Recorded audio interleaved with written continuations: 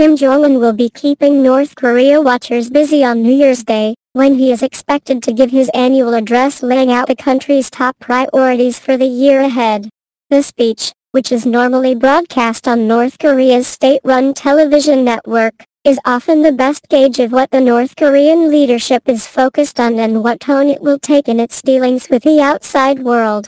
For 2019, it will be parsed carefully for clues about Kim's thinking on denuclearization talks with Washington and a second summit with President Donald Trump, relations with South Korea and Pyongyang's efforts to get out from under international sanctions as it tries to build up its domestic economy. A look at Kim's plate for the coming year. The economy. This is Kim's primary concern. He made that clear in his 2018 New Year's address, and his government has been hammering it home ever since. In his first televised speech, at a military parade in 2012, Kim vowed the nation would never again have to tighten its belts, a reference to the economic hardships it has faced, including a disastrous famine in the 1990s. While they remain isolated and unable to travel or experience foreign media freely, North Koreans are aware of the yawning prosperity gap between themselves, South Korea and China. Kim has tried to address that by initiating infrastructure projects in major cities, building up the capital and allowing, if not overtly supporting, the spread of the market economy. What's not clear is how far he is willing to go with the kind of fundamental, systemic reforms needed to really ensure sustainable growth. North Korea has hinted it wants to join the World Trade Organization and be more a part of the global economic community. But that would also require some risky moves like increased transparency and commitment to global rules and norms. A big question is how much control Kim is willing to relinquish in exchange for prosperity. North Korea is entering the fourth year of a 5-year economic plan that Kim announced with great fanfare at a rare congress of his ruling party in 2016. If precedent is any indication, he will go into some detail outlining, sector by sector, the country's successes so far and emphasizing what remains to be done.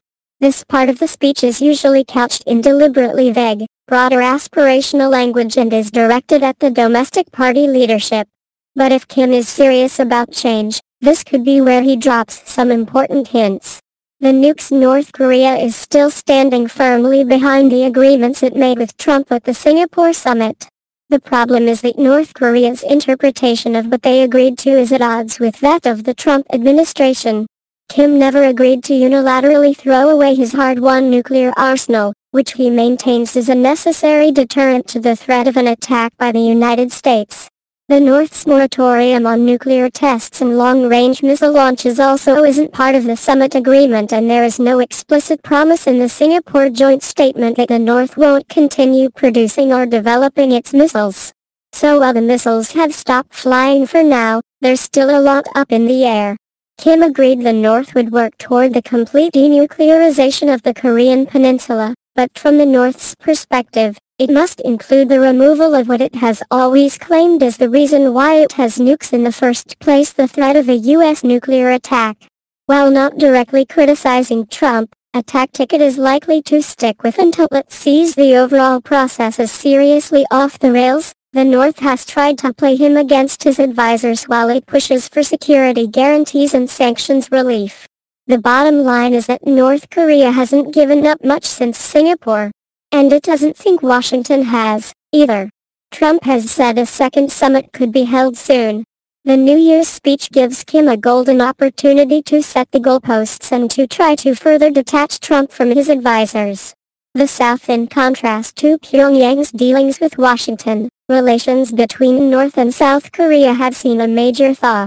With 3 leaders' summits in 2018 and dozens of other meetings, the Koreas have opened a liaison office in the North Korean border town of Kaesong, created border buffers and no-fly zones to reduce military tensions, and jointly surveyed North Korea's outdated railways and roads with the goal of connecting them with the South. They even vowed to make a bid to jointly host the 2032 Summer Olympics. But Seoul cannot proceed without the removal of U.S.-led international sanctions. While President Moon Jae-in sees inter-Korean reconciliation as a crucial part of nuclear diplomacy, his enthusiasm for engagement has caused discomfort in Washington. Pyongyang, meanwhile, has already begun expressing its frustration with the slowdown in inter-Korean projects and demanded that Seoul break from Washington's lead. Some analysts expect Kim to further try to drive a wedge between the allies with a nationalistic call for stronger inter-Korean cooperation, while painting Washington as a bad faith actor refusing to take corresponding measures to the North's unilateral dismantlement of a nuclear test site and the suspension of nuclear and long-range missile tests. Associated Press writer Kim Tong-hyung in Seoul, South Korea, contributed to this report. Talmadge is the AP's Pyongyang bureau chief. Follow him on Instagram and Twitter, @EricTalmadge.